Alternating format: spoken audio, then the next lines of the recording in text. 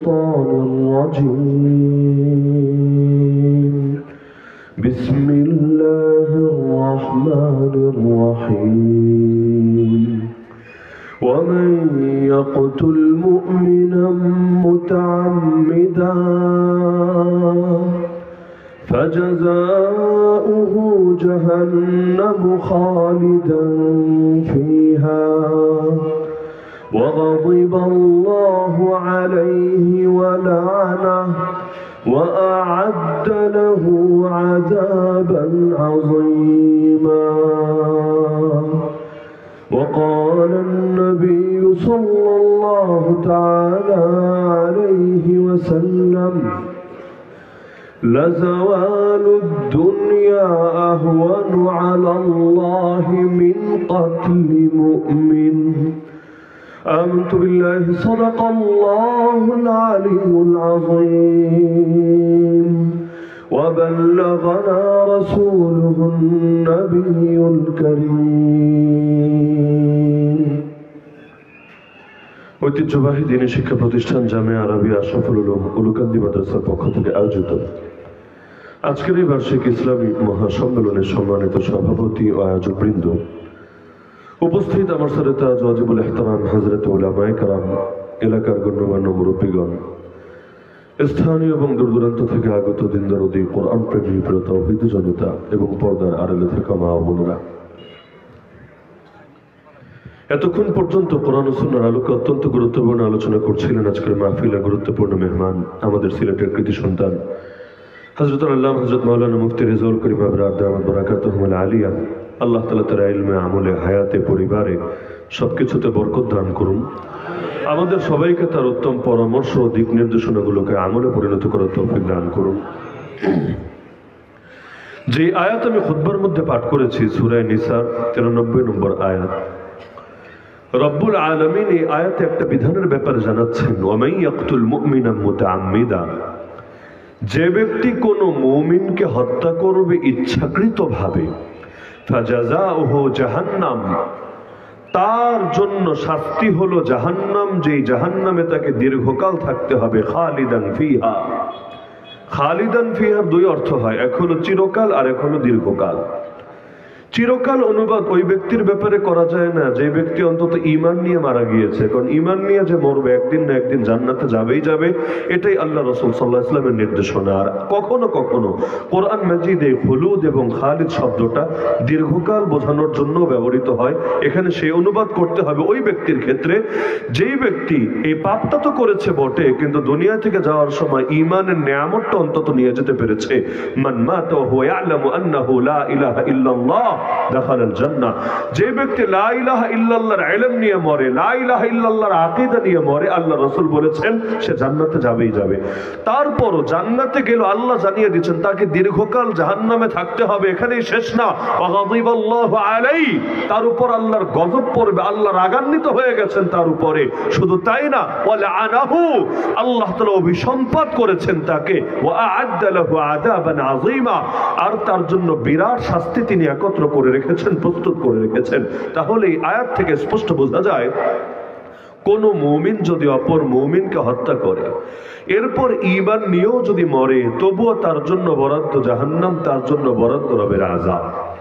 শুধু তাই না, যে হাদিস আমি খুতবায় পড়েছি সুনানে তিরমিজির হাদিস, আল্লাহ রাসূল সাল্লাল্লাহু আলাইহি ওয়াসাল্লাম এতে বলেন, লা যাওয়ালুদ দুনিয়া আহওয়ানু আলাল্লাহ, গোটা দুনিয়া ধ্বংস হয়ে যাওয়া, বরবাদ হয়ে যাওয়া, নিশ্চিহ্ন হয়ে যাওয়া আল্লাহর কাছে বড় হালকা এর থেকে মিন কাতলি মুমিন, কোন একজন মুমিনকে হত্যা করা হবে, কোন একজন মুমিনের রক্তে জমিনকে রঞ্জিত করা হবে, এর চাইতে গোটা দুনিয়া বরবাদ হয়ে যাওয়া আল্লাহর কাছে বড় তুচ্ছ, বড় হালকা, বড় সহজ ব্যাপার। এজন্যই সাইয়্যিদুনা উসমান যুন নূরাইন রাদিয়াল্লাহু তাআলা আনহুকে যখন মক্কার মুশরিকরা বন্দী করে ফেলেছিল, আল্লাহর রাসূল 1400 সাহাবী নিয়ে এসেছিলেন উমরা করবেন বলে। হুদাইবিয়া নামক জায়গায় তারা আসলে তাদেরকে আটকে দেওয়া হলো, খবরদার আপনারা মক্কায় ঢুকতে পারবেন না, আর যদি সামনে আসার চেষ্টা করেন কাউকে ছেড়ে দেওয়া হবে না, আপনাদের উপর অ্যাটাক করা হবে। আল্লাহ রাসূল সাল্লাল্লাহু আলাইহি ওয়াসাল্লাম তাদেরকে বোঝানোর চেষ্টা করলেন, কাজ হলো না। অবশেষে তিনি ওসমান রাদিয়াল্লাহু আনহুকে প্রতিনিধি হিসাবে, মুখপাত্র হিসাবে পাঠালেন, তুমি যাও গিয়ে মক্কার কুরাইশের লিডারদেরকে বুঝিয়ে দিয়ে আসো আমরা যুদ্ধ করতে আসি না, প্রয়োজন প্রয়োজনে এসে চেক করুক, সার্চ করুক। আমাদের যুদ্ধের প্রস্তুতিও নাই, যুদ্ধাস্ত্র নিয়েও আমরা আসি নাই। আমরা এসেছি ওমরা করব বলে। জাস্ট 3 দিন থাকবো মক্কাতুল মুকাররমার মাঝে। তৃতীয় দিন অতিবাহিত হলে আমরা আর থাকবো না, এখানে চলে যাব যেখান থেকে এসেছি সেখানে। এই 3টা দিনের জন্য আল্লাহর ঘরে যাব, পবিত্র ওমরা, এই মহান ব্রত পালন করব। এই কাজ থেকে বাধা দিবা কোন যুক্তিতে, কোন বিবেকে? এতটুকু বোঝানোর জন্য আল্লাহ রাসূল সাল্লাল্লাহু আলাইহি ওয়াসাল্লাম সাহাবী ওসমান রাদিয়াল্লাহু তাআলা আনহুকে পাঠালেন মক্কায়। কিন্তু এই জালেমরা তার প্রস্তাবে তো সম্মত হলো না, হলোই না, উল্টো তাকে বন্দী করে ফেললো চূড়ান্ত অসভ্যতা দেখিয়ে। যদিও দুধকে বন্দী করতে হয় না, যদিও জাহেলে যুগের লোকেরাও এই নীতি মানত যে যারা বার্তা নিয়ে আসে, যারা বার্তাবাহকের ভূমিকা পালন করে, তাদের সামনে খারাপ ব্যবহার করতে হয় না। কারণ তাদেরকে ধরে ধরে যদি মারে, তাদেরকে ধরে ধরে যদি বন্দী করে, আলোচনার পরিবেশই তো যাবে নষ্ট হয়ে। তো এখন তাকে বন্দী তো করলোই, উল্টো চারদিকে গুজব ছড়িয়ে গেল ওসমানকে হত্যা করা হয়েছে, ওসমানকে শহীদ করা হয়েছে। আল্লাহ রাসূল সাল্লাল্লাহু আলাইহি ওয়াসাল্লাম হুদায়বিয়ার প্রান্তরে একটা গাছের নিচে 1400 সাহাবীর থেকে বায়াত নিলেন, যে বায়াত আজও ইতিহাসে অমর হয়ে আছে, বায়াতুর রিজওয়ান নামে। আল্লাহ রাসূল সাল্লাল্লাহু আলাইহি ওয়াসাল্লাম 1400 সাহাবীকে বললেন, যদিও এসেছিলাম ওমরা করব বলে, কিন্তু খবর এসেছে আমাদের একজন মুসলমানকে শহীদ করা হয়েছে। তোমরা আমাকে ওয়াদা দিবা, বায়াত দিবা, অঙ্গীকার দিবা এই মর্মে, যতক্ষণ পর্যন্ত একজন মুসলমানের রক্তের বদলা না নেব আমরা কেউ ঘরে ফিরে যাব না। এটা যদি আমাদের রক্ত ঝরাতে হয়, প্রয়োজনে সেই রক্ত ঝরাবো, কিন্তু আমরা বেঁচে থাকতে একজন মুসলমানের রক্তকে কিছুতেই মূল্যহীন হতে দেব না। আল্লাহ রাসূল সাল্লাল্লাহু আলাইহি ওয়াসাল্লামের আহ্বানে সাড়া দিয়ে সাহাবায়ে কেরাম তার হাতে হাত রেখে বায়াতবদ্ধ হলেন। আল্লাহ তাআলা নিজে এই বায়াতে এত খুশি হলেন, আল্লাহ নিজে কোরআন মাজিদের মধ্যে আয়াত নাযিল করে দিলেন। এমনকি আল্লাহ নবী নিজে পরেও জানিয়েছেন, লা ইয়াদখুলুন নারা আহাদুন মিম্মান বায়আ তাহতা শাজারা। সেদিন গাছের নিচে যারা বায়াত দিয়েছিল, বায়াতুর রিজওয়ানের এই নেক আমলে শরীক হয়েছিল, এদের একজনও জাহান্নামে যাবে না। আল্লাহ সবাইকে জাহান্নাম থেকে মুক্তি দিয়ে জান্নাত দিয়ে দিয়েছে। বদরি সাহাবীরা যেমন জান্নাতি, আল্লাহ যেমন তাদেরকে জানিয়েছেন, ইয়ামালু মা শি'তুম ফাকাদ গাফারতু লাকুম। আরে তোমাদের সব পাপ maaf করেছি, তোমরা যা ইচ্ছা আমল করো, সব পাপ maaf করে দিয়েছি। আল্লাহ তাআলা এই ঘোষণা যেমন বদরি সাহাবীদেরকে জানিয়েছেন, একইভাবে বায়াতুর রিজওয়ানকে এত দামি বানিয়েছেন। এখানে শরীক একজনও জাহান্নামে যাবে না, আল্লাহ তাআলা তার রাসূলকে জানিয়েছেন। এমনকি কোরআনে 26 নম্বর পারায় সূরাতুল ফাতহে আল্লাহ জানালেন, ইন্নাল্লাযীনা ইউবাইউনাক, হে নবী আজ যারা আপনাকে বায়াত দিচ্ছে, ইন্নামা ইউবাইউনাল্লাহ, তারা মূলত আপনাকে না আল্লাহকে বায়াত দিচ্ছে। ইয়াদুল্লাহি ফাওকা আইদিহিম, তাদের হাতের উপরে আল্লাহর হাত রয়েছে। ফামান নাকাসা ফাইন্নামা ইয়ানকুসু আলা নাফসি, এই বায়াত দেওয়ার পরে বায়াতকে যারা ভঙ্গ করবে এর ক্ষতি তাদের উপরে বর্তাবে। ওয়ামান আওফা বিমা আহাদা আলাইহুল্লাহ, আর আল্লাহকে দেওয়া অঙ্গীকার যারা পূর্ণ করবে, ফাসায়ুতিহি আজরান আযীমা, আল্লাহ তাদেরকে বিরাট প্রতিদান দান করবে। মজার বিষয়, ওসমান তো শহীদই হন নাই, তাকে শহীদ করা হয়েছে সংবাদ তো গুজব ছিল। তিনি যদি তখনই শহীদ হতেন, তৃতীয় খলিফা কিভাবে হলেন? পুনর্জন্ম তো আর হয় নাই, এবং তার কোনো ক্লোন কপিও তো ছিল না যে একজন চলে গিয়েছেন তার কার্বন কপি, ডুপ্লিকেট কপি কাজ সেরেছেন, এমন তো না। তিনি জিন্দা ছিলেন, খবরটা গুজব ছিল। আল্লাহ চাইলে নবীকে জানাতে পারতেন, ইয়া রাসূল, হে রাসূল, আপনি এত সিরিয়াস হওয়ার দরকার নেই, সংবাদটা গুজব, ফেক নিউজ, আপনার সাহাবীদের থেকে অঙ্গীকার নেওয়ার দরকার নেই। কারণ আল্লাহ তো জানেন, আল্লাহ তাআলা জাহিরও জানেন, বাতিনও জানেন, আল্লাহ তাআলা হাজিরও জানেন, আল্লাহ গায়েবও জানেন। ইন্নাকা আনতা আল্লামুল গুয়ুব ওয়া ইনদাহু মাফাতিহুল গায়ব লা ইয়ালামুহা ইল্লা হু। আল্লাহ চাইলে জানিয়ে দিতে পারতেন, কিন্তু আল্লাহ সেটা জানানোর আগে নবীকে এটা জানাচ্ছেন, হে নবী, এই যে বায়াত নিলেন এতে আমি এত খুশি, এই বায়াতে আমিও শরীক আছি। কারণ বায়াত আপনার হাতে দিচ্ছে না, মূলত আমার হাতে দিচ্ছে। আপনাদের হাতের উপর আমার হাত আছে। এমনকি যারা এটা পূর্ণ করবে, মহাপ্রতিদান দিব তাদেরকে। পূর্ণ করবে কিভাবে? শহীদ তো করা হয় নাই। কি বোঝা গেল এখান থেকে? বোঝা গেল এটা মুমিনের রক্তের হেফাজতের জন্য। অন্য মুমিনরা যখন সোচ্চার হয়, অন্য মুমিনরা যখন জাগ্রত হয়, অন্য মুমিনরা যখন সচেতন হয়, আল্লাহ সেই জজবাকে বড় ভালোবাসেন। আল্লাহ তাআলা মুমিনের সেই চেতনাকে বড় পছন্দ করেন। আল্লাহু ফি আউনিল আবদ মা কানাল আবদু ফি আউনি আখি। আল্লাহ বান্দাকে ততক্ষণ সাহায্য করে যতক্ষণ বান্দা তার ভাইকে সাহায্য করে।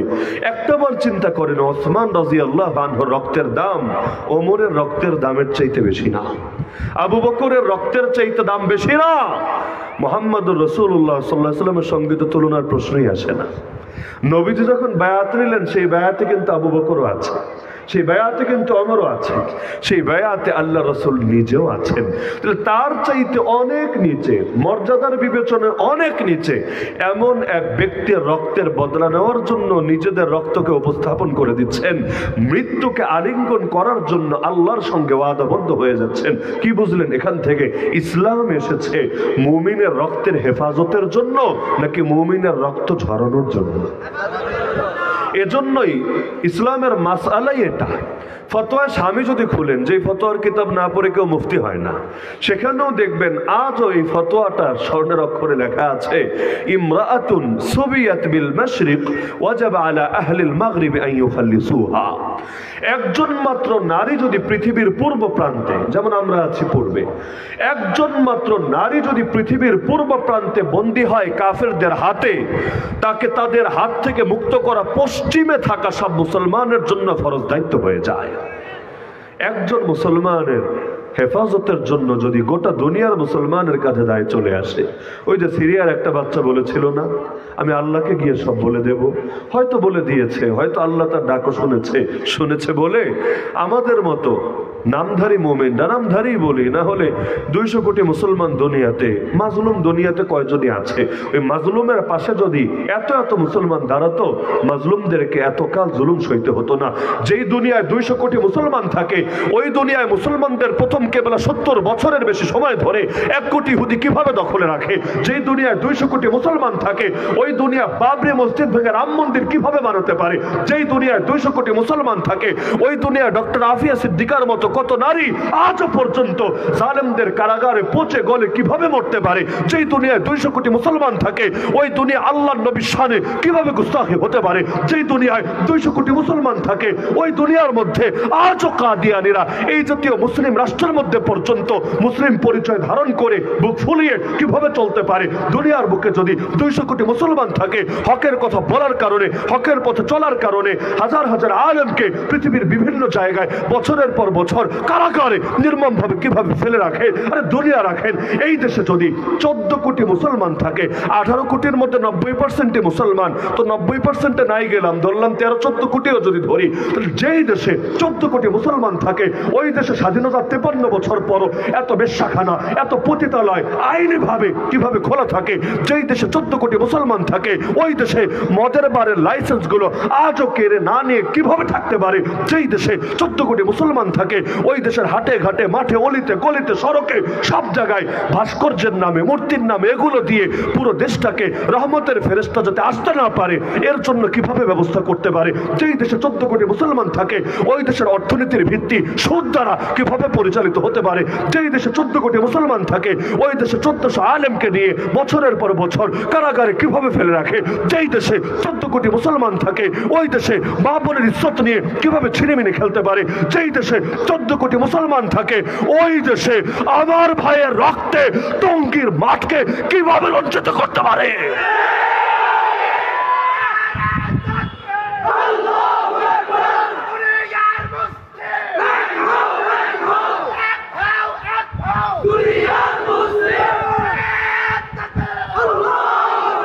কি লাভ হলো এত মুসলমান থেকে? আল্লাহ রাসূল সাল্লাল্লাহু আলাইহি ওয়াসাল্লাম যখন সর্বপ্রথম ইসলাম প্রতিষ্ঠা করলেন মদিনায়, প্রথম ইসলামের ভূমি তো মদিনা ছিল নাকি নারায়ণগঞ্জ ছিল? প্রথম ভূমি মদিনা। যেই সময় মদিনা ইসলাম বিজয়ী হলো, ওই সময় মুসলমান কয়জন ছিল আমাকে বলেন? মক্কা থেকে যারা হিজরত করলেন, এদের সংখ্যা তো হাজারও হয়নি। 13 বছরের দাওয়াতে 1000 লোক মক্কায় কালেমা পড়ে মুসলমান হয় নাই। মদিনায়ও যারা ছিল, সংখ্যাটা যে খুব আহামরি বেশি ছিল তা না, কিন্তু এই যে গুটি কয়েক মুসলমান, যার চাইতে বেশি মুসলমান আপনাদের সোনারগাঁয়ে আছে, পুরো থানা লাগবে না, এক এক ইউনিয়নেও এর চাইতে অনেক বেশি সংখ্যায় মুসলমান আছে। আল্লাহ রাসূল সাল্লাল্লাহু আলাইহি ওয়াসাল্লাম ওই গুটি কয়েক মুসলমানকে নিয়ে কিভাবে ইসলাম জিন্দা করে ফেললেন? আপনি বলতে পারেন, হুজুর মনে হয় খালি মাঠে গোল দিয়েছে। না না, খালি মাঠে গোল দেয় নাই, এই তো মুসলিম সংখ্যায় মোটেও কম না। ইহুদিদের তিনটা গোত্র ছিল। বাংলাদেশে পুরো বাংলাদেশ খুঁজলে ইহুদি কয়টা পাওয়া যাবে? পুরো বাংলাদেশ খুঁজলে ইহুদি গায়রুল মাগদুবি আলাইহিম, গজবগ্রস্ত জাতি, সবচাইতে নিকৃষ্ট জাতি, মুসলমানদের সবচাইতে বড় দুশমন, যেমনটা সূরা মায়েদা আল্লাহ জানিয়েছেন। পুরো বাংলাদেশ খুঁজলে কয়টা পাবেন? বরবাদে গুলিস্তা কে লিয়ে এক হি উল্লু কাফি হয়। এইরকম কতগুলো উল্লু মদিনায় ছিল, গোত্রই ছিল তিনটা, বনু নাজির, বনু কুরাইজা, বনু কায়নুকা। এছাড়া মুসলমানদের মধ্যেও তো ঢুকে গিয়েছিল। এই মুনাফিক বলতে যাদেরকে চিনেন, এদের ম্যাক্সিমামই তো ইহুদি, ইহুদি ব্যাকগ্রাউন্ড থেকে এসেছে, বাস্তবে ইহুদি ছিল, মুসলমানের বেশ ধারণ করেছে। এই আব্দুল্লাহ বিন উবাই ইবনে সালুল, মুনাফিক সর্দার, এরা কি? এরা তো ইহুদি। তো ইহুদি হয়ে মুসলিম পরিচয় কেন ধারণ করেছে? ওইটা বুঝতে চাইলে যখন যেই দল ক্ষমতায় থাকে ওই দলের লোক কেমনে বাড়ে ওইটা বুঝলেই চলবে। অনেক লোক যারা মূলত অন্য দলের, কিন্তু ক্ষমতায় কাউরে যেতে দেখলে রাতারাতি দল পাল্টিয়ে ওই দলে নিজের নাম লেখায় ফেলে। কিভাবে? কারণ যারা ক্ষমতায় থাকে এদের পক্ষে থাকলে সুবিধা ভালো পাওয়া যায়, এবং সারা দুনিয়া দেখে উদাহরণ বুঝতে পারেন। এই এলাকার ছেলেদেরকে কে বলেছে আমেরিকার মতো ফ্যাশন করতে, ইউরোপের মতো মেয়েদের চালচলন গ্রহণ করতে? কে বলেছে শিক্ষা দীক্ষায় পশ্চিমা ধারা আদর্শ গ্রহণ করতে? কে বলেছে হলিউড বলিউডের মতো চুলের কাটিং দিতে, মুখের দাড়িগুলো ক্লিন করে শেভ করে রাখতে? বলেছেটা কে? কেউ তো বলে নাই। তো মানুষের নেচারই এটা, মানুষ বিজয়ী শক্তির অনুসরণ করে। বিজয়ীরা যেদিকে তারাও ছোটে সেদিকে, বাতিনি ভাবে না হলেও অন্তত জাহেরি ভাবে, যাতে করে কিছু মালপানি কামাতে পারে, যাতে করে কিছু উন্নয়ন লাভ করতে পারে। এই যে ছেলেরা কথায় কথায় যে বিভিন্ন ইংলিশ শব্দ বলে, ইংলিশ শব্দ বলে মনে মনে একটা সুখ অনুভব করে না? কি সুখ! আরবি বলেও কিন্তু এই সুখ অনুভব করবে না, ইংলিশ বলে কি সুখ অনুভব করে? আমি স্মার্ট, আমি উন্নত, আমি সুশীল, আমি প্রগতিশীল। এই যে মানসিকতা তার ভেতরে আসলো কিভাবে? ওদের মতো চুল রাখলে, ওদের মতো ফ্যাশন গ্রহণ করলে, ওদের মতো কাপড় চোপড় বললে ভাবে পাও যেন ঠিক মতো মাটিতে পড়ে না, হাঁটে এমন ভাবে মনে হয় তার ওয়েটে জমিন মনে হয় ভেঙে চূর্ণ বিচূর্ণ হতে পারে। এই জন্য ধীরস্থির ভাবে একটা একটা করে পা ফেলে যেন তার পায়ের ওজন উহুদ পাহাড়ের চাইতেও বেশি। এই যে এত ভাব তার ভেতরে এসে ভর করলো, কিসের ভিত্তিতে? কারণ এই আল্লাহর বান্দা পরাজিত মানসিকতা গ্রহণ করার কারণে হীনমন্যতায় ভোগে। এমনকি হীনমন্যতা আমাদের কারো কারো কাজেও ভর করে। আমার বড় লজ্জা লাগে যখন দেখা যায় কেউ পরিচয় দেয়, কোথায় পড়ো? আমি অমুক টাইটেল মাদ্রাসায় পড়ি। লজ্জা লাগে। তুমি কি পাস করেছো? আমি মাস্টার্স পাস করেছি। দাওরাই হাদিস পাস করো নাই? না হুজুর দাওরাই করেছি। ওই মাস্টার্স সমমানের তো, তাই মাস্টার্স বলেছি। আমার লজ্জা লাগে কেন জানেন? উত্তমের অনুসরণ করবে অধম, উত্তম কেন অধমের অনুসরণ করবে? আমি কেন ওর ভাষায় কথা বলবো, ও আমার ভাষায় কথা বলবে? নিয়ম তো ছিল এটাই, আমাদের থেকে সবাই শিখবে, কিন্তু আমরা শিখতে শুরু করেছি সবার থেকে। আমেরিকা আমাদের থেকে রাজনীতি শিখবে, রাশিয়া আমাদের থেকে অর্থনীতি শিখবে, ইন্ডিয়া চীন আমাদের থেকে বিচার আচার আইন কানুন শিখবে, কিন্তু আমরা রাজনীতি শিখি কাফের থেকে, অর্থনীতি শিখি কাফের থেকে, বিচার আচার শিখি কাফের থেকে। এই জন্যই তো স্বাধীন বাংলাদেশের সংবিধানের মধ্যেও লেখা থাকে সকল ক্ষমতার উৎস নাকি জনগণ। এইটা যদি কোনো কাফের রাষ্ট্রে লেখা থাকে তা অন্তত চলে, কিন্তু যেই দেশের অধিকাংশ মানুষ খালি মুসলমানই না বরং ধর্মপ্রাণ, শুধু যেন তেন মুসলমানই না, ধর্মপ্রাণ। আলহামদুলিল্লাহ পৃথিবীর অনেক দেশের চাইতে এই দেশের মুসলমানদের মধ্যে সুন্নতের আমলও বেশি। এমন এমন জায়গাও দেখবেন যেখানে বছরের পর বছর যুদ্ধ চলছে, হয়তো তারা জিহাদের খেদমত অনেক বেশি আঞ্জাম দিয়েছে, যেখানে আমাদের গাফলতির শেষ নাই, লেকিন সুন্নতের আমল দেখলে এদের মাঝে মাঝে কষ্ট লাগে। ইমাম বুখারীর দেশেও যদি চলে যান, সেই বুখারা সমরকান্দ আশপাশের এলাকাগুলো আপনার কলেজে ফেটে যাবে। আল্লাহ, এখানে একসময় ইসলামী শাসন ছিল, মুসলমানদের জয় জয়কার ছিল, যাদের কিতাব পড়ে আলেম হয়েছে এদের বেশিরভাগ এই এলাকাগুলোর মানুষ ছিল। মাইলের পর মাইল চলে যায়, একটা দাড়িওয়ালা লোক দেখা যায় না, মাইলের পর মাইল চলে যায়, গ্রামের পর গ্রাম পাড়ি দেয়, একটা বোরকাওয়ালা মহিলা দেখা যায় না। অথচ বাংলাদেশে এমন এলাকাও আছে যেখানে একটা মানুষ এমন কম পাওয়া যায় যে মানুষটার মধ্যে পশ্চিমা ছাঁচ আছে। যেমন কক্সবাজারে মহেশখালী একবার গেলাম, এক জেলার এক প্রান্ত, মানে জেলা তো না, ওই মহেশখালী থানার এক প্রান্ত দিয়ে ঢুকলাম আর এক প্রান্ত ওয়াজ করে আবার বের হলাম। পুরো রাস্তায় একটা জায়গাও একটা বেপরদা নারী আমার নজরে পড়েনি। আমি এটা দাবি করবো না একজনও নাই, দু একজন থাকতে পারে, কিন্তু এমন একটা টাইম বিকালবেলা বাইরে মানুষজনের যাতায়াত বেশি থাকে, কিন্তু একজনও নজরে পড়ে নাই। পুরুষের মধ্যে বেশিরভাগ দেখেছে এমন মাথায় টুপি আছে, হ্যাঁ কারো হয়তো গায়ে জামা, কারো গেঞ্জি, কারো হয়তো শার্ট, ভিন্ন কিছু, কিন্তু অধিকাংশের দেখেছে মাথায় টুপি আছে। দিল থেকে দোয়া বের হয়ে এসেছে, আলহামদুলিল্লাহ, বড়ই তো সুন্দর একটা দৃশ্য। আমি এটা অস্বীকার করবো না, আমাদের বহু ফরজও হয়তো ঘাটতি আছে, কিন্তু এটা মানতে হবে আলহামদুলিল্লাহ এখনো এই দীর্ঘ প্রায় 3.5 300 বছর যাবৎ ইসলামী শাসন থেকে দূরে থাকার পরও আজও এই যে এত সুন্নতের আমল আছে, যেন তেন ব্যাপার না রে ভাই, বরং এইটাও বিরাট বড় কোরবানির ফসল হিসাবে সামনে আছে। এখনো বাংলাদেশে এত মাহফিল হয় পৃথিবীর দ্বিতীয় কোনো দেশে হয় না। এখনো বাংলাদেশে এমন এমন ক্ষেত্রে দেখেন না, ছোট্ট একটা দেশ কিন্তু বিশ্ব ইজতেমা সেই বাংলাদেশেই হয়, ইন্ডিয়াও না, পাকিস্তানেও না, বিশ্ব ইজতেমায় ছোট্ট বাংলাদেশে আল্লাহ তাআলা কি এক কপাল দিয়েছেন, চারদিকে মুশরিক আর মুশরিক। বাংলাদেশে চারদিকে তাকান দেখবেন মুসলমান কম, অমুসলিম বেশি, মুশরিক আর মুশরিক। এত মুশরিকের ভিড়ে 90% মুসলমানের দেশ, যেন তো ব্যাপার না। যদি এমন হতো চারদিকেও সব মুসলমান, সিরিয়ালে আমরাও মুসলমান, ব্যাপারটা স্বাভাবিক ছিল। তো চারদিকে মুসলমানের কমতি আর মাঝখানে মুসলমান আর মুসলমান আর মুসলমান, যেন তো মুসলমান না। আজকে আপনি ডাক দেন না দিনের জন্য, দেখবেন যারা ঠিকমতো নামাজ রোজা করে না, ঠিকমতো ইসলামের সব বিধানও মানে না, এরাও দিনের জন্য ময়দানে নেমে আসতে পারলে নিজেকে ভাগ্যবান মনে করছে। কোন একজন আলেমের সাথে মুসাফাহা করলেও বছরের পর বছর স্মৃতিটা স্মরণ রাখছে। এমনকি তার বাসায় কোনোদিন কোনো আলেমরে খাওয়াতে পারলে আরে দাদা বাবা, এমনকি সে পর্যন্ত এটা নিয়ে গর্ব করছে, হুজুর 50 বছর আগে অমুক মুরব্বী এসেছিল আমাদের বাসাতে, মাদ্রাসায় মসজিদে 10টা টাকা দিতে পারলো নিজের টাকাটাকে, নিজের ইনকামটাকে সার্থক মনে করছে। এমনকি কামাই রোজগার করেও প্রথম বেতন দিয়ে দেখা যায় মাদ্রাসার বা মসজিদের বা উলামায়ে কেরামের খেদমত করার চেষ্টা চালাচ্ছে। এটাকে ছোট করে দেখার অবকাশ নাই, বরং এর পেছনে যে আবেগটা আছে, যে চেতনাটা আছে, নিঃসন্দেহে এটা আল্লাহ তাআলার বড় দয়া, বড় মায়া ছাড়া কিছু না। তো ইসলাম তো এসেছেই মুসলমানের রক্তের হেফাজতের জন্য। বিদায় হজের ভাষণে আল্লাহ রাসূল বলেছেন, ইন্না দিমাআকুম ওয়া আমওয়ালাকুম ওয়া আরাযাকুম আলাইকুম হারাম কাহুরমাতি ইয়াউমিকুম হাযা ফি বালাদিকুম হাযা ফি শাহরিকুম হাযা। আর আজকের এই মাস যেমন পবিত্র সম্মানী, আজকের এই দিন যেমন সম্মানিত, আজকের এই শহরটাই জায়গাটা যেমন সম্মানিত, বিদায় হজে দাঁড়িয়ে বলছেন ঠিক তেমনি ভাবে মুমিনের জান, মুমিনের মাল, মুমিনের ইজ্জত বড় সম্মানিত। এগুলোর কোনো ক্ষতি করা তোমাদের জন্য হারাম, নিষেধ করে দেওয়া হয়েছে। মুমিনের জানও ক্ষতি করা যাবে না, মালও না, ইজ্জতও না। এমনকি জানমাল ইজ্জতের মধ্যে এই ইজ্জতেরও যদি কেউ ক্ষতি নিজে করা লাগবে না। সহিহ হাদিসে আছে, মান খাযালা আমরাআন মুসলিমান ফি মাওদিইন ইউনতাহাকু ফীহি মিন হুরমাতি ওয়া ইউনতাকাসু ফীহি মিন ইরজি।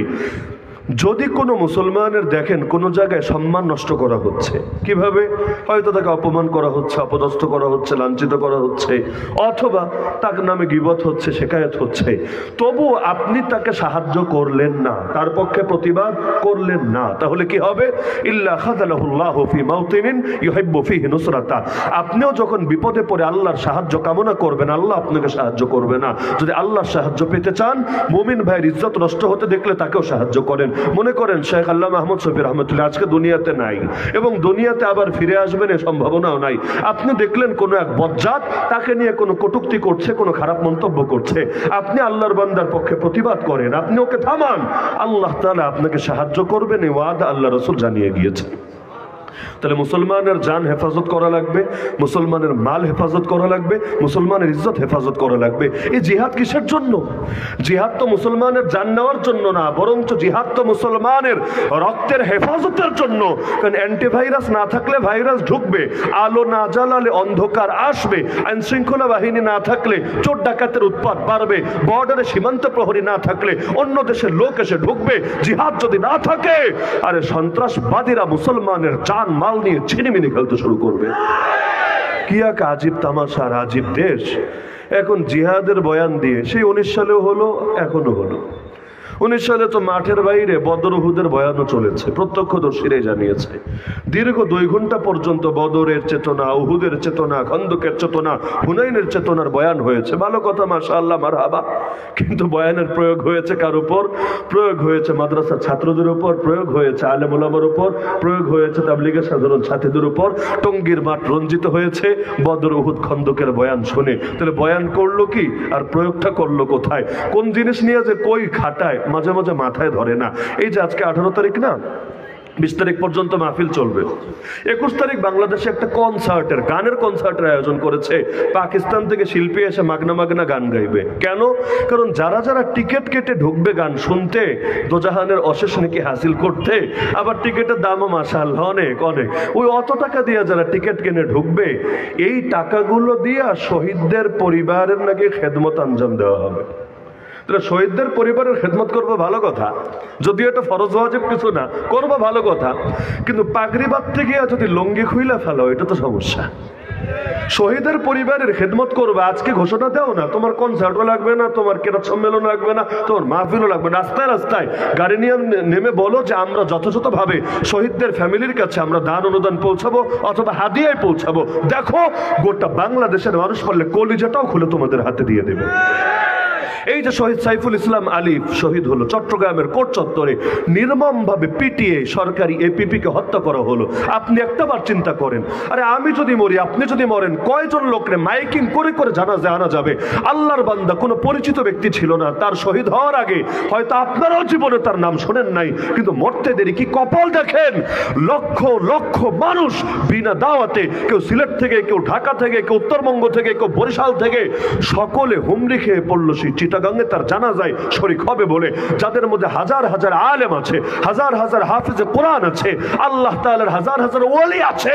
এই সবাই মিলে যখন দোয়া করেছে আল্লাহর কাছে, আল্লাহুম্মা গফির লি হাইয়িনা ওয়া মাইয়িতিনা ওয়া শাহিদিনা ওয়া গায়িবিনা ওয়া সাগীরিনা ওয়া কাবীরিনা, এই যে লম্বা দোয়া করেছে, আল্লাহকে একজনের দোয়া কবুল করেন নাই?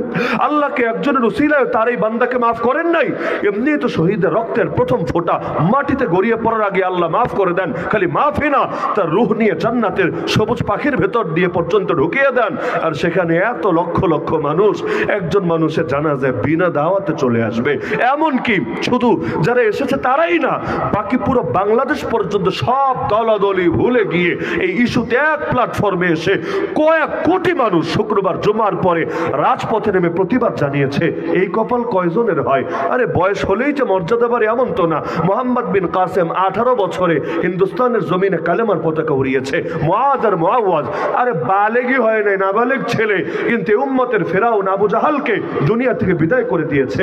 ওই তুলনায় তো আমাদের বয়স বহুত হয়ে গেছে, হয়তো পায়ে একটা মাটিতে চলে গেছে, কিন্তু রক্ত দামি হলো কতটুকু? কি করতে পারলাম আল্লাহর দ্বীনের জন্য? এই অবস্থায় যদি মরি, আল্লাহ যদি জিজ্ঞাসা করে, বান্দা তোকে জীবন দিয়েছিলাম, যৌবন দিয়েছিলাম, সম্ভাবনা দিয়েছিলাম, প্রতিভা দিয়েছিলাম, কি করেছিলে আমার দ্বীনের জন্য? কি বা জবাব দেওয়ার সুযোগ আছে আমাদের? তো বলছিলাম, এই যে দেখা গেল শহীদদের খেদমত করবো ভালো কথা, এই দেশের মানুষও চায় শুহাদায়ে কেরামের খেদমত করবে, তাদের ফ্যামিলির খেদমত করবে, তাই বলে সেইটাকে হারাম তরিকা হওয়া লাগবে? ওই মাঝে মাঝে কোন জিনিস নিয়ে যে কই প্রয়োগ করে মাথায় ধরে না। দেখা গেল এই মাত্র কয়েকদিন আগে, সর্বোচ্চ 4 দিন হবে মনে হয়, প্রধান উপদেষ্টা এক জায়গায় গিয়ে ফুল দিল কবরে। ওই দিনের এবাদতই এটা, মানে এক এক দিনের এক এক এবাদত থাকে আর কি। ওই দিনের এবাদত হলো কবরে গিয়ে ফুল দিতে হয়, না হলে কি হবে? আখিরাতে জাহান্নামের দারোগা ধরে পিটাবে তা না, তবে দুনিয়াতে বদনাম হবে, সমালোচনা হবে, বহুত ঝামেলা হবে। ভালো কথা, ওই দিন গিয়ে ফুল দিল, মাশাআল্লাহ মারহাবা নাউজুবিল্লাহ সবই বলি একসাথে। এখন গিয়ে ফুল দিল, গোটা বাংলাদেশে কয়েক লাখ মানুষের ঘুম হারাম হয়ে গেল। কেন? তিনি ফুল দিলেন ভালো কথা, পায়ে জুতা পরা ছিল কেন? জুতা পায়ে দিয়ে তিনি ফুল দিয়ে বেদাত করে ফেলেছেন, কারণ তার আগে কেউ এটা করে নাই, খালি পায়ে দিয়েছে। তিনি কেন দিলেন? যদিও আগেও দিয়েছে, তো সমালোচনার ভাষা বলছি আর কি, যে কেন তিনি জুতা পায়ে দিয়ে ফুল দিলেন? মহা কবিরা গুনাহ করে ফেলেছেন, এজন্য তার তওবা করতে হবে, তার ইস্তেগফার করতে হবে, মানে মানুষের কাছে ক্ষমা চাইতে হবে, হ্যাং করতে হবে, ত্যাং করতে হবে। আমার খালি মাথায় ঘুরছিল, সমালোচনা হওয়া ভালো, তবে এইটা যদি এই জিনিসটা না হয় ওই জিনিসটা নিয়ে হতো, সেটা কি? ঈমানের পর ইসলামের সবচেয়ে গুরুত্বপূর্ণ বিধানের নাম নামাজ। কিয়ামতের দিন প্রথম হিসাব নেওয়া হবে নামাজের। এমনকি যারা শাসক হয়, সরকার হয়, তাদের 1 নম্বর দায়িত্ব আল্লাহ বলেছেন আকামুস সালাহ, তারা নামাজ কায়েম করবে, নামাজের পক্ষে আইন করবে। কেউ নামাজ না পড়লে তাকে আইনের আওতায় আনবে, বিচারের আওতায় আনবে। তো সরকার যদি নিজেই নামাজ না পড়ে, এইটা নিয়ে সমালোচনা হতে পারে। মসজিদ কমিটির সভাপতি সেক্রেটারি যদি ফজরে না আসে, এটা নিয়ে ইমাম সাহেব করা বক্তব্য দিতে পারে যে কিসের সভাপতিগিরি করবা, কিসের সেক্রেটারিগিরি করবা, তোমার তো জুম্মা ছাড়া খুঁজেই পাওয়া যায় না। আবার জুম্মায় আসবা সবার পরে, কিন্তু গিয়া বসবা সবার আগে, এইটা তো তোমার শান হওয়া উচিত না। তাহলে সমালোচনা হলে এটা নিয়ে না হতে পারতো যে আল্লাহর বান্দা আপনাকে ওক্তিয়া পড়তে দেখি না, তাও নয় তো না দেখলাম, অন্তত জুমাটা পড়তে তো দেখা উচিত ছিল। আর মহিলা মানুষরা আগে যারা ক্ষমতায় ছিল, চিপায় চাপায় অন্দরমহলে নামাজ পড়লেও এর ছবি গোটা জাতি দেখে ফেলতো, কারণ যারা ক্ষমতায় থাকে টুকটাক ছবি না তুললে এবাদত কামেল হয় না, আল্লাহর কাছে গ্রহণযোগ্য হয় না। এজন্য টুকটাক ছবি নিজেরাই তোলানোর ব্যবস্থা করে। এমনকি দোয়ায় হাত তুললে যেই মুহূর্তে চোখে পানি আসবে ওই মুহূর্তে ক্লিক ক্লিকটা করা লাগবে, আগে পরে করলে ওই ক্লিক কবুল হবে না। ভালো কথা। তা আপনি কি জুমার নামাজটাও পড়েন না, ঈদের নামাজটাও পড়েন না? যদি পড়েন, ওইটা কেউ কি দেখে নাই? একটা লোক কি সাক্ষী নাই? একটা মানুষ কেন এটার ছবিও বা তোলে নাই? ব্যাপারটা তো স্বাভাবিক মনে হয় না? এইটা নিয়ে আমি সমালোচনা করছি না, তবুও যদি হতো তাও যৌক্তিক ছিল, কারণ কেউ নামাজ না পড়লে সমালোচনা হতেই হবে। কিন্তু কেন পায়ে জুতা মোবারক দিয়ে ফুল দিতে গিয়েছে, এজন্য সমালোচনায় গোটা বাঙালির ঘুম হারাম হয়ে গেছে। জয় বাংলা স্লোগান নিয়ে টেনশনের শেষ নেই, কিন্তু মানুষ লা ইলাহা ইল্লাল্লাহ মুহাম্মাদুর রাসূলুল্লাহ শুদ্ধ করে পড়তে পারে না, এটা নিয়ে কোনো চিন্তা নাই। এই হলো আমাদের অবস্থা। তো সুতরাং মুমিনের জান যেহেতু দামি, মাল যেহেতু দামি, ইজ্জত যেহেতু দামি, সুতরাং এগুলো রক্ষা করার কোনো বিকল্প নাই। কোনো মেহনত যদি মুমিনের জানকে টার্গেট করে, সেটাকে দ্বীনি মেহনত বলে না, সেটারে পুরাই গুন্ডামি বলে। কেউ যদি জিহাদের নামেও মুসলমানকে টার্গেট করে আর কাফেরদেরকে ছেড়ে দেয়, হাদিসে এদেরকে খারেজি বলা হয়েছে। খারেজিদের বৈশিষ্ট্য আছে, বুখারী মুসলিমের রিওয়ায়াত আছে। আল্লাহ রাসূল বলেন, ইয়াকতুলুনা আহলাল ইসলাম ওয়া ইয়াদাউনা আহলাল আওথান। এরা মুসলমানদেরকে মেরে ফেলে মূর্তি পূজারীদেরকে ছেড়ে দেয়। আফগানিস্তানে তাকালে বাস্তব নমুনা দেখতে পারবেন। এখন থেকে সর্বোচ্চ কয়দিন, 10 দিন হবে। 10 দিন আগে তাদের মুহাজির সংক্রান্ত মন্ত্রী, অভিবাসন মন্ত্রীকে পর্যন্ত হত্যা করে ফেললো। ইতিপূর্বে কতবার শুক্রবার দিন মসজিদে পর্যন্ত বোম ফুটানো হলো, কত শ্রেষ্ঠ শ্রেষ্ঠ আলেম ওলামাকে পর্যন্ত হত্যা করা হলো। কিন্তু যেই জালেমগুলো এই হত্যাকাণ্ডগুলো ঘটিয়েছে, ইসলাম প্রতিষ্ঠিত হওয়ার পরে এভাবে গুপ্ত হত্যা চালাচ্ছে, ওরা কিন্তু ইসরায়েলকে নিয়ে কিছু করে না, আমেরিকার নিয়ে কিছু করে না, এই বেঈমান এই মুশরিকদেরকে নিয়ে কিছু করে না। কিন্তু মুসলমানদেরকে আবার তাগুত বলতে ভুল করে না, মুসলমানদেরকে তাগুত বলে বলে টার্গেট করে। আফগান শাসকদেরকে কেউ যদি তাগুত বলে, সে আমারে আর আপনারা কি বলতে পারে? একবার চিন্তা করার বিষয়। আমরা কাশিমপুর কারাগারে তো ওই গ্রুপে বড় অংশ দেখে এসেছি। আমাকে নিজে পর্যন্ত একজন বলেছে তাদের যে, হুজুর, আমরা যদি কখনো ক্ষমতা পাই, বাংলাদেশের 3 জন আলেমকে সবার আগে হত্যা করব। ওই 3 জনের বাকি 2 জনের নামও বলেছে, এটা আমি নাম আনতে চাচ্ছি না এখানে। এর মধ্যে একজনের নাম হিসাবে আমার নামটা উল্লেখ করেছে। এই 3 জনকে আমরা সবার আগে হত্যা করব, কারণ আপনারা যতদিন থাকবেন আমাদের ঝামেলা আছে, এজন্য ঝামেলা দূর করতে হবে, পথের কাঁটা সরাতে হবে। তাহলে জিহাদের নামেও কেউ যদি কাফের ছেড়ে মুসলমানদের টার্গেট করে, ওই জিহাদরে আর জিহাদ বলে না, ওই জিহাদরে গুন্ডামি বলে। তো এখন যদি দাওয়াত তাবলীগের নামে পৃথিবীতে সবচেয়ে নিরীহ মেহনত, যেটা নিরীহ খারাপ অর্থে না, নিরীহ মানে হলো ঝামেলা নাই, মারপিট দাঙ্গা হাঙ্গামা কোনো কিছু নেই। রাজনীতি করতে গেলেও টুকটাক ঝামেলা হয়, স্বাভাবিক ব্যাপার। যাই করবেন, মাদ্রাসা চালাতে গেলেও টুকটাক ঝামেলা হয়। কিভাবে? কিছু করবেন না, লোকে আইসা করে, এই এলাকায় বসে বুঝবেন না। আমরা যখন মার্কাজুদ্দা ছিলাম সেই কেরানীগঞ্জে, এলাকা তো মাশাআল্লাহ সেই টাইপের এলাকা, এত এত পীর আছে ওই এলাকায়, কেরানীগঞ্জ আর মানিকগঞ্জে। অত পীর পুরো বাংলাদেশে নাই। ঘরের মধ্যে পর্যন্ত কবর, যে যেখানে মরে রুমের মধ্যে কবর দিয়ে রাখে, 2 দিন পর মাজার বানায়, সেই রকম গান বাজনা চলে। ওই মমতাজ টমতাজ ওদের বাড়ি ঘরও তো ওইখানে, এইরকম হাজার হাজার মমতাজ লুকিয়ে আছে ওইখানে ঘরে ঘরে। তাহলে ওই রকম এক জায়গায় গিয়ে যখন মাদ্রাসা করেছে, দেখা যায় কষ্ট করে, ওই রাস্তাঘাট তো নাই, ক্ষেতের মধ্যে মাদ্রাসা, চলাচলের জন্য আইল বানিয়েছে, ওই আইল এসে রাতের বেলা কেটে দিয়ে গিয়েছে। মাদ্রাসার ছাত্ররা হাঁটতে গেলে এদেরকে নিয়ে পর্যন্ত টিটকারি করছে। আর আল্লামা আব্দুল মালিক হাফিজাহুল্লাহ, এখন বাইতুল মুকাররমের খতিব যিনি, তার কাছে পর্যন্ত 2 দিন পর পর পানি পরা নিতে, তাবিজ নিতে, খতম পড়াতে এসে হাজির হচ্ছে। কার যে কি কাজ এইটাও বোঝে না। হুজুর, আপনি এত বড় হুজুর হয়েছেন, একটু পানি পরা দিবেন না, একটু ফু দিয়ে দিবেন না? আর ওই এলাকায় সবচাইতে বেশি রমরমা মার্কেট চলে মরার খতমের, সেই রকম ইনকাম। মরার খতম মানে কি? একটা লোক মুমূর্ষু হয়ে বাসায় কষ্ট পাচ্ছে, এখন এমন খতম পড়তে হবে যাতে লোকটা তাড়াতাড়ি মরে। যত তাড়াতাড়ি আপনি মারতে পারবেন, অত বেশি আপনার ইনকাম হবে, অত বেশি আপনার পকেট ভরবে। এখন এইরকম খতম পড়া আলাদা কিছু হুজুরও আছে, আমি নাম বলবো না, কি খতম গিয়া পড়ে।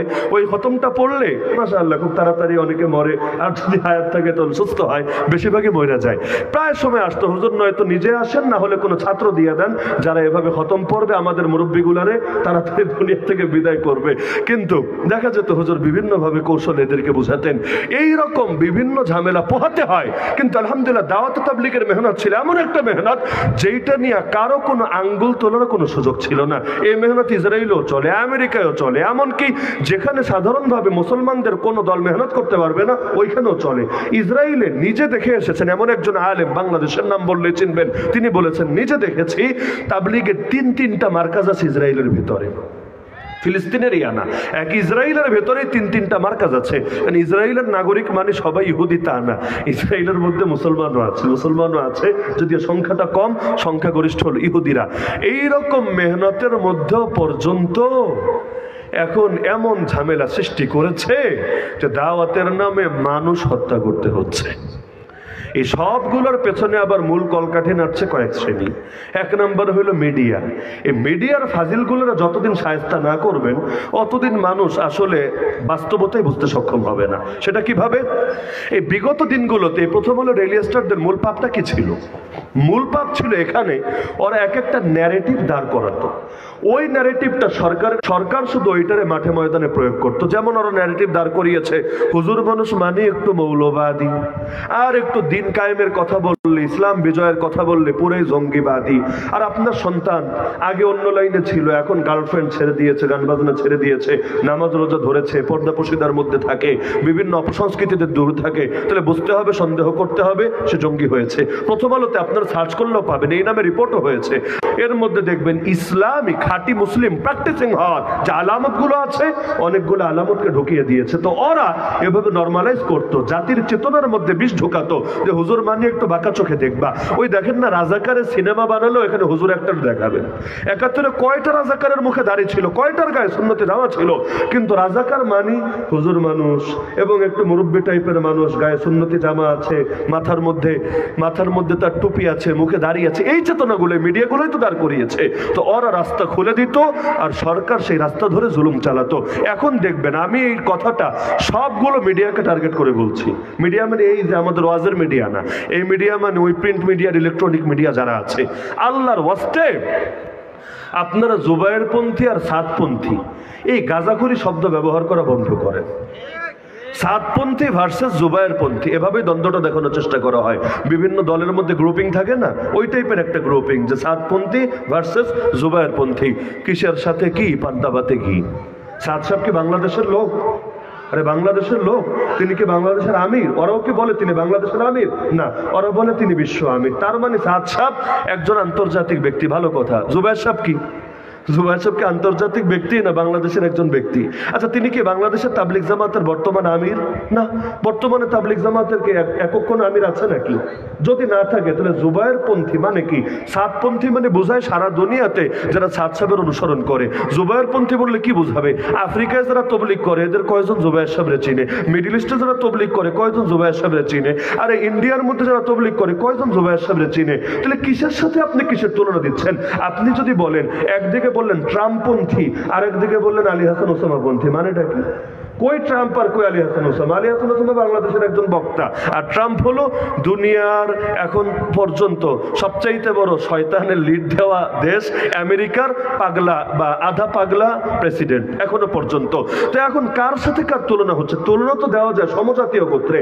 তাহলে শব্দ বলা যেতে পারে সাদপন্থী ভার্সেস সুরাপন্থী, আলমী সুরাপন্থী বা ওলামাপন্থী, এই টাইপের বললে তাও একটা চলে। কিন্তু ওরা শব্দ কি বলে? সাদপন্থী ভার্সেস জুবায়েরপন্থী। আরে জুবায়েরপন্থী যদি বলতাই, মানে এই শব্দ বলা ঠিক না, তাও যদি বলো সঙ্গে তাইলে ওয়াসিফপন্থী বলো, অথবা তাদের দেশীয় কোনো গুন্ডা, ইরতেজা একটা ছিল আওয়ামী লীগের চামচা, অনেকে থাকতে পারেন দলের চামচারে তো কেউ ভালো চোখে দেখে না। ওই যারা দল করে এরাও যারা বেশি চাটাচাটি করে, বেশি তোষামতি করে, এদেরকে পছন্দ করে না। যে ওই দলের বড় বড় নেতাদের পক্ষে কিতাব পর্যন্ত লিখেছে, ইতিমধ্যে তার খাট কাঁপানোর ভিডিও ভাইরাল হয়ে গেছে।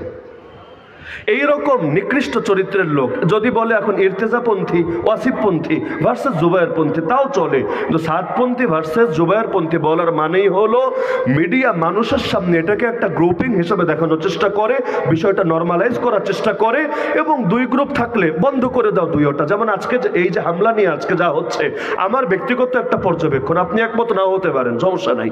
আমার ব্যক্তিগত একটা পর্যবেক্ষণ হলো ওরা যে হামলা করেছে, এক নম্বর এটা পরিকল্পিত হামলা, এটা কাকতালীয় কোনো ঘটনা না। এটাকে যে মিডিয়াগুলো সংঘর্ষ বলছে, ওরাও সন্ত্রাসের সহযোগী। এটা কোনো সংঘর্ষ না, এটা একতরফা আক্রমণ। সংঘর্ষ ভিন্ন জিনিস, একতরফা আক্রমণ ভিন্ন জিনিস। একতরফা আক্রমণ যারা করে ওদেরকে সন্ত্রাসী বলে, আর সংঘর্ষ যদি হয় এখানে দুই পক্ষের কাঁধেই দোষ চাপানো যেতে পারে। এইটা দেখিয়ে লাভ কি হয়েছে?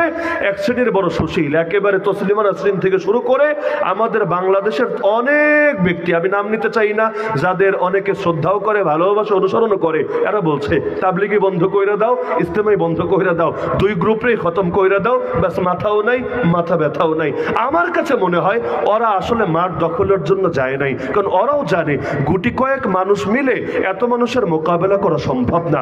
কারণ যেদিকে অধিকাংশ আলেম আছে, আর এই দেশের মানুষ এখনো পর্যন্ত ওলামায়ে কেরামের কথাই বেশি শুনে থাকে, তো সব মসজিদ থেকে, সব মাদ্রাসা থেকে ওলামায়ে কেরাম যদি একসঙ্গে ডাক দিয়ে টঙ্গীর মাঠে ছুটে যায়, ওরা তো ইঁদুরের গর্তে গিয়েও পালানোর জায়গা খুঁজে পাবে।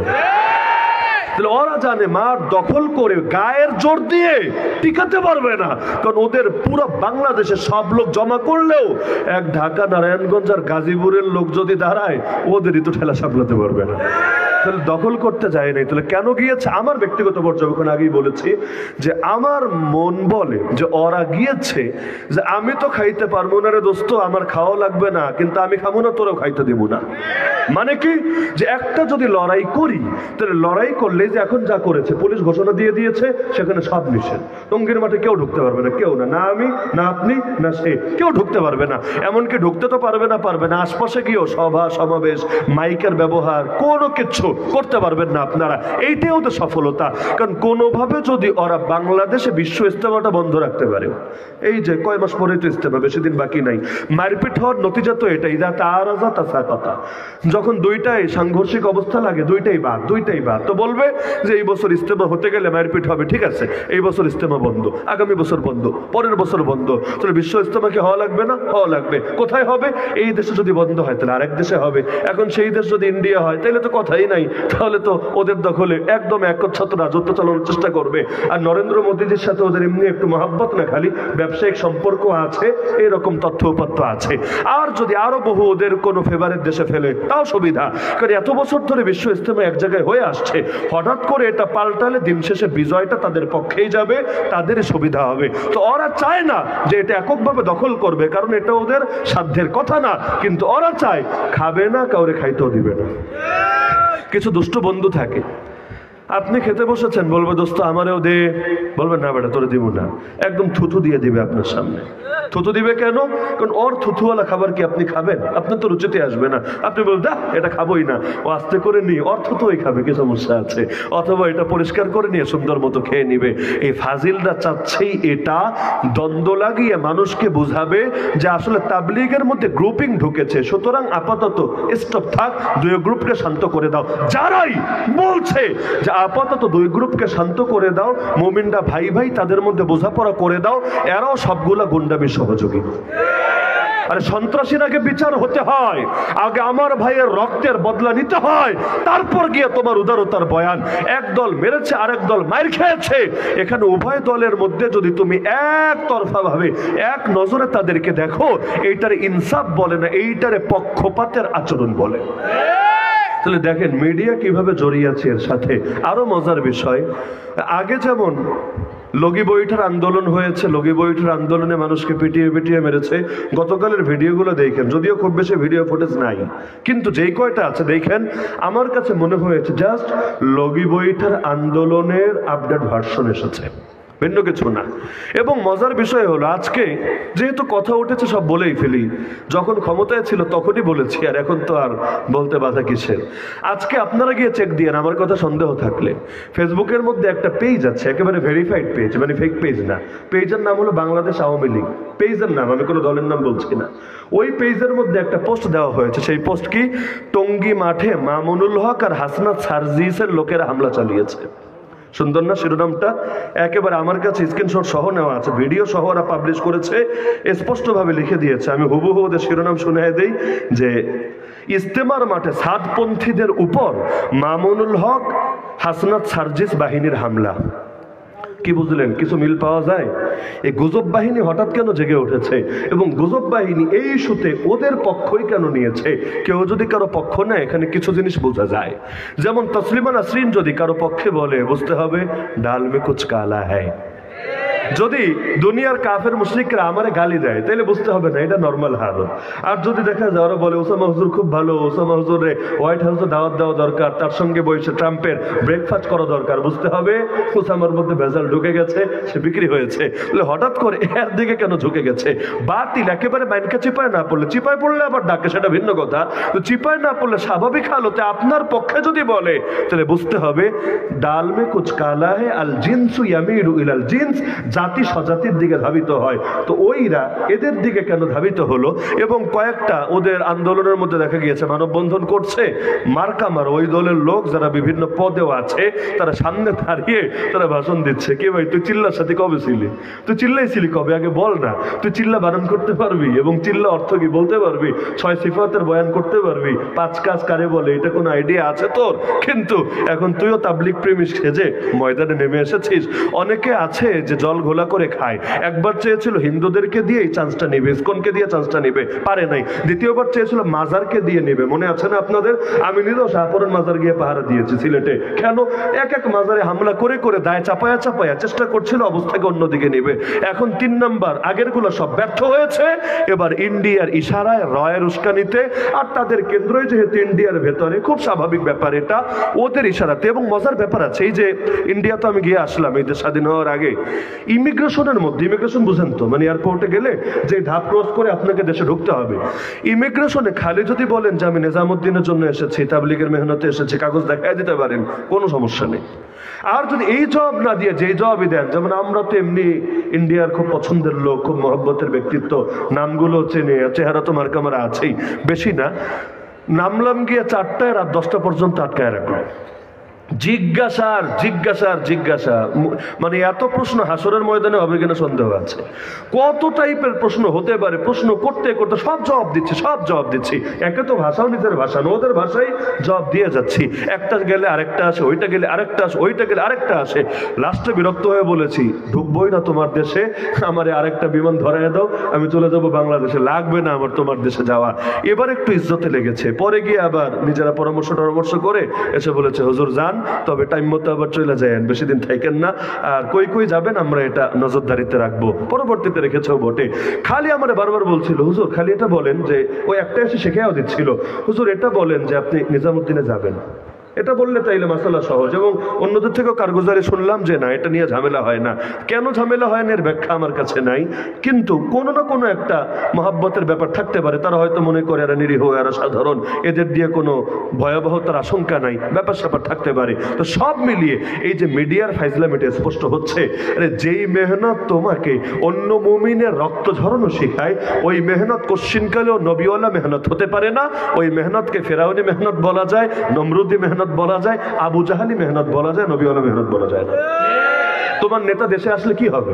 যদি তোমার নেতা বাংলাদেশে আসলে ইসলাম বিজয়ী হয়ে যায়, আমি নামবো রাজপথে, তোমার নেতারে আনবো, কারণ তিনি আসলে ইসলাম বিজয় হয়ে যাবে। আর যদি এমন হয় না বিজয় হবে না, আরে এতদিন পর্যন্ত আলোচনা ছিল তিনি আমির হওয়ার উপযুক্ত কি উপযুক্ত না, তাকে মানা দরকার নাকি দরকার না, ওই আলোচনা এখন যারা করবে আমি মনে করি এদেরও হিতাহিত জ্ঞান নাই, এদেরও কমন সেন্সের অভাব আছে। কেন জানেন? আরে আপনি সত্য হন আর মিথ্যা হন, পয়েন্ট বুঝেন, আপনি সত্য হন, মিথ্যা হন, ভালো হন, মন্দ হন, আপনার নামে যখন রক্ত ঝরছে বছরের পর বছর ধরে, আপনার নামে যখন খুনোখুনি হচ্ছে, আপনার নামে যখন গোটা দুনিয়ার মুসলমানরা 2 ভাগে ভাগ হয়ে যাচ্ছে, আপনার নামে যখন এই শান্তিপূর্ণ মেহনতটাও পদে পদে বাধাগ্রস্ত হচ্ছে, আপনার নামে যখন দেশে দেশে ফিতনা নৈরাজ্য, যেই ফিতনা হলো হত্যার চাইতো জঘন্য, কোরআনে নাই যে ফিতনা হত্যার চাইতো জঘন্য, আপনার নামে ফিতনা ছড়া যাচ্ছে, আপনার ন্যূনতম যদি ইজ্জত থাকে, ন্যূনতম যদি বিবেক থাকে, ন্যূনতম যদি গায়রত থাকে, আপনি নিজের ঈমানের দাবিতে, হায়ার দাবিতে, লজ্জার দাবিতেই নিজের পথ ছেড়ে ইস্তেফা দিবেন। বিভিন্ন দেশের মন্ত্রীরা পর্যন্ত দেখবেন সামান্য সামান্য ইস্যুতে ইস্তেফা দিয়ে দেয়। কেন? ইজ্জত বলতে একটা ব্যাপার আছে, আর ইজ্জত যার নাই ওর কিছু নাই, বেহায়া যে হয়। নবী বলেছে ইদা ফাতাকাল হায়া ফাসনা মা শিতা, যখন তোমার লজ্জা থাকবে না তুমি যা খুশি তা করতে পারো। এই যে বাংলাদেশে এই ঘটনাগুলো ঘটছে, এটা ওই আমিরকে জানতে পারছে না? আরে আমির সাহেব কিসের আমির হলেন আপনি? আপনি কি কাফের আমির না মুসলমানের আমির? যদি মুসলমানের আমির হন, আপনার কাছে কি মুসলমানের রক্তের দাম নাই নাকি? যে আপনার দল করে না তারে মুসলমান মনে হয় না, যে আপনারে আমির মানে না তারে মুমিন মনে হয় না। হ্যাঁ, বাংলাদেশে কাকরাইলে বসে আব্দুল্লাহ নামে এক লোক আছে, ওদের নাম লাগায় মুফতি, এ মাওলানাও না কিন্তু নাম লাগায় মুফতি, বই লিখেছে। ওই বইয়ের মধ্যে সে ফতোয়া জারি করেছে যে সাদ সাহেব বিশ্ব আমির, আল ইমারাতু হিয়া সুন্নাহ বইয়ের নাম, আল ইমারাতু হিয়া সুন্নাহ বইয়ে লিখেছে সাদ সাহেব বিশ্ব আমির, যারা তাকে মানবে না তারা ওয়াজিবুল কতল, তারা মৃত্যুদণ্ডের উপযুক্ত। ওই ফতোয়া দিয়েছে আরো বহু বছর আগে। আমরা যখন ইফতা বিভাগে পড়ি ওই সময় ফতোয়া আমাদের হাতে এসেছে। ফতোয়া দিয়েছে এতকাল আগে, বাস্তবায়ন হচ্ছে এখন, বাস্তবায়ন হচ্ছে এখন। যারা মেরেছে আর অনুতপ্ত না, অনুতপ্ত হওয়ার কথাও না। আমি কারাগারে গিয়ে এমন এক লোকরে পেয়েছি যে টঙ্গীর মাঠে আগের হামলার সময় সে নিজে ছিল, নিজেও পিটিয়েছে, মোটে অনুতপ্ত না। তারা মনে করে জিহাদ করেছে, তারা মনে করে ফিতনা দমন করেছে, এবং তাদের আজও বিশ্বাস ইমাম মাহদি আসলে তারা তাদের আমিরের নেতৃত্বে সেই ইমাম মাহদির দলে যোগ দিবে। কিন্তু আমি মনে করি হক বাতিলে আলাপ পরে যদি তার ন্যূনতম, সে যদি মানুষ হয়, তার যদি বিবেক থাকে, তার যদি লজ্জা থাকে, তাহলে সেই পদে থাকতে পারে না, এই পদ থেকে সরবে। একটা মানুষের জন্য এত সবকিছু, আজ পদ ছেড়ে দেখ না, দেখবেন কালকে আবারও ভাই ভাই বুকে জড়ায় নিয়েছে। দ্বিতীয় বিষয়, বাংলাদেশের ইস্যু সাদ সাহেব নিয়ে না, বাস্তবতা এটা। বাংলাদেশের আজকের ইস্যু সাদ সাহেব নিয়ে না। সাদ সাহেব আর কি, বাংলাদেশে যারা নেতৃত্ব দিচ্ছে এদের অধিকাংশর চরিত্র আমাদের খুব ভালো করে জানা আছে। হ্যাঁ, আমি একদলে সবাইকে কোশ্চিন কেন দায়ী করবো না, এটা উচিত না। হাতের 5 আঙ্গুল সমান না। এই দলে এমন লোকও আছে যারা আসলে খুব সরল মন নিয়ে আছে, যাদের মনে কোনো ভেজাল নেই। আমি নিজে ব্যক্তিগতভাবে ওদের দলে 2 রকম লোকই পেয়েছি। এমন কিছু লোকও পেয়েছি যারা দল তো ওইটা করে কিন্তু কোনো আলেমের প্রতি বিদ্বেষ লালন করে না। এক ডাক্তারকে আমি পেয়েছিলাম, আমার দাঁতের ট্রিটমেন্টও করিয়েছে তাকে দিয়ে, ফরিদপুর মেডিকেলে ডেন্টাল বিভাগের প্রধান। তার নিজের চেম্বারে গিয়ে আমি একাধিকবার দাঁতেরও আমি চিকিৎসা নিয়েছি। আলেমের প্রতি এত মহব্বত তার, শুধু আমি একা না, ফরিদপুরের কোনো আলেম তার থেকে চিকিৎসা করিয়ে বিল দিতে পেরেছে বলে আমার জানা নেই। যতই চেষ্টা করুক, 1জন 2জন না, ফরিদপুরে আলেম কম নেই, বহুত আছে। তো তার কাছে চিকিৎসা করে একজনও বিল দিতে পেরেছে বলে আমার জানা নাই। আর ওখানে যেহেতু খুব বেশি ভালো চেম্বারও নাই, ভালো ডাক্তারও নাই, তা আলেম ওলামাদেরও তার কাছে যেতে হয়। ইজ্জত কারে বলে, সম্মান কারে বলে, 10টা রোগী বসে হলো কিভাবে কদর করা লাগে দেখেছি। তাহলে দেখা যায় এক দলের সবাই কখনো একরকম হয় না। আবার এমন নিকৃষ্ট লোকের চেহারাও দেখেছি, মানে এগুলো ভাষায় প্রকাশ করা সম্ভব নেই। এত নিকৃষ্ট আচরণ কাফেরও করে না, নাস্তিকও করে না, 2 রকমই দেখেছি। তো দলের সাধারণদের নিয়ে আমার কথা না, তো যারা লিড দিচ্ছে, নেতৃত্ব দিচ্ছে, আজকেও 30 জনের নাম সংবাদ সম্মেলনে বলা হয়েছে, যারা নেতৃত্ব দিচ্ছে এদের যে চরিত্র, আরে সাতপন্থী বললে এটা সাত সাহেবের অপমান হবে। এরা সাতপন্থী না, এরা হলো ইবলিসপন্থী, মালনপন্থী, জাহেলপন্থী। এক একজনের চরিত্র বিগত দিনে এক একজনের, কারো আর্থিক কেলেঙ্কারি, কারো নারী কেলেঙ্কারি, কারো হলো গুন্ডামির রেকর্ড, কারো সবচাইতে বেশি হলো বিগত দিন যারা ক্ষমতায় ছিল এদের চাটাচাটির রেকর্ড সবচাইতে বেশি। আর এখন এসে ভাব ধরেছে বৈষম্য দূর করতে চাই, আমাদের উপর বৈষম্য হচ্ছে, বৈষম্য দূর করতে হবে। বৈষম্য কারে বলে রে পাগলা, কারে বলে বৈষম্য আগে বল। হক আর বাতিলের মধ্যে আবার বৈষম্য, আলো আর অন্ধকারের মধ্যে বৈষম্য, গুন্ডা আর ভিকটিমের মধ্যে বৈষম্য। তোরা তো সন্ত্রাসী রে ভাই, সন্ত্রাসীরা আগে বিচার করতে হবে, তারপর বৈষম্যের প্রশ্ন। বিগত দিনে যাদের বিরুদ্ধে আন্দোলন হয়েছে এরা যদি বলে আমাদের রাজনীতি করতে দিবা না কেন, আমাদের ছাত্র সংগঠনকে নিষিদ্ধ করেছে কেন, বৈষম্য হচ্ছে, এরাই বলবে না এটা বৈষম্য না, এইটা ইনসাফ হচ্ছে। তো তোমাদেরকে মাঠ তুলে দেওয়ার নাম, এইটার নাম বৈষম্য দূর করা আর সাম্য প্রতিষ্ঠা করা না। তোমাদেরকে ধৈরা আমাদের ভাইদের রক্তের বদলায় ফাঁসিতে যেদিন ঝুলবা ওইটা হবে আসল ইনসাফ, ওই দিন আমাদের কলেজে ঠান্ডা হবে। তাহলে হক বাতিল মিলে একাকার করে ফেলবেন না। সব কথার মূল কথা, মুমিনের রক্তকে হেফাজত করতে হবে। এত দলাদলি বুঝি নেই। বাংলাদেশে কয়জন মানুষ তাবলীগ করে, কয়জন? যদি 18 কোটি মানুষ হয় এর মধ্যে 10 কোটি করে, 5 কোটি করে, 2 কোটিও তো করে না। যারা তাবলীগ করে না এরাও সকলে দিলে মনে প্রাণে কিন্তু এইটাই চায় যে মুমিনদের রক্ত না ঝরুক মুমিনের হাতে। তো যেই ইস্যু নিয়ে রক্ত ঝরে ওই ইস্যুকে গোড়া থেকে উপরে ফেলতে হবে। আমি তো মনে করি যতদিন পর্যন্ত এটাকে গোড়া থেকে উপরে না ফেলবেন, যত টেবিল টক করেন, যত সরকার এসে বোঝাপড়া করুক, কিচ্ছু হবে না। কারণ ভেতরে যদি সমস্যা থাকে উপর দিয়ে মেকআপ করে বেশি দিন ঢাইকা রাখা যায় না।